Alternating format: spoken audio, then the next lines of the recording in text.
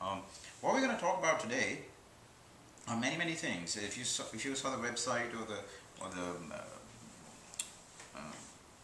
emailing, the newsletter thing, then they talked about the title is Mindfulness and Buddha Nature, and then we're supposed to go over Buddha Nature and Samsara, the 6 parameters,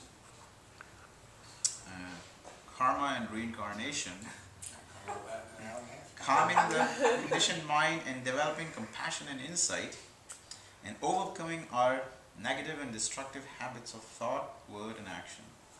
And then we're going to do a meditation, or at least talk about it, on Vipassana and insight meditation. So that's extremely ambitious. It's like something that takes a master's like more or less a lifetime. So we're going to try to get it all done in an hour, and it'll be all, all the way up. Eh? See, I was really confused about it, and I was thinking, how do I go about, covering all this stuff? So I'm going to try to get you oriented a little bit, and then we will cover some of these things, because some of you are just starting out, like just showed up, and some of you have been doing stuff for 9-10 years. So I'd like to make sure everybody gets something out of this. Yeah.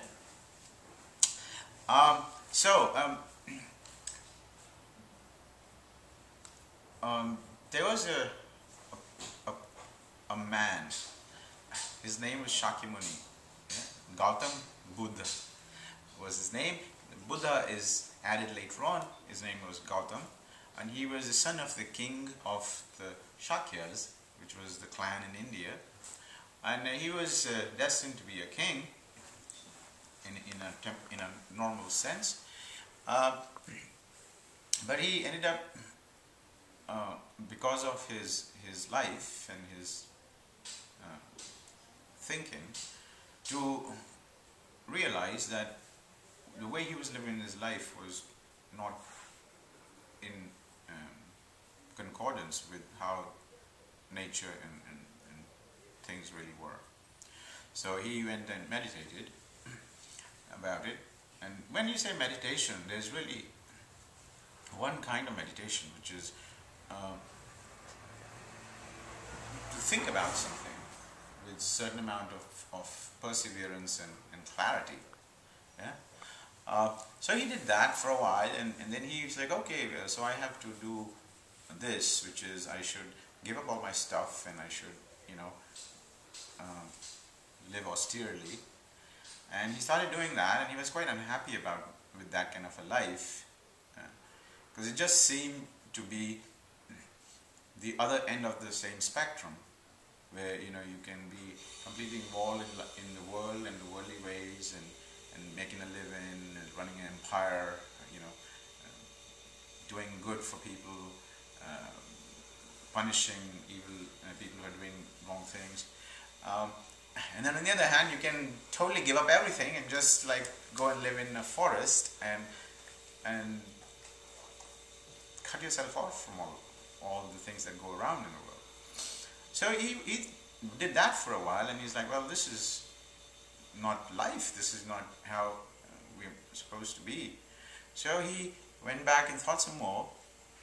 And what he began to realize is that you can actually live life in a way that there is society, there is people, there is things around you, but yet you can do that without bringing misery upon yourself or others. Yeah. So he went and gave a teaching after he had this realization, and started what we call as Buddhism today. When he grew up, and the place he grew up in India is on the border of Nepal and India, and the predominant religion was Hinduism at that time. And so there is a close similarity between Hindu thought and philosophy and Buddhist thought and philosophy.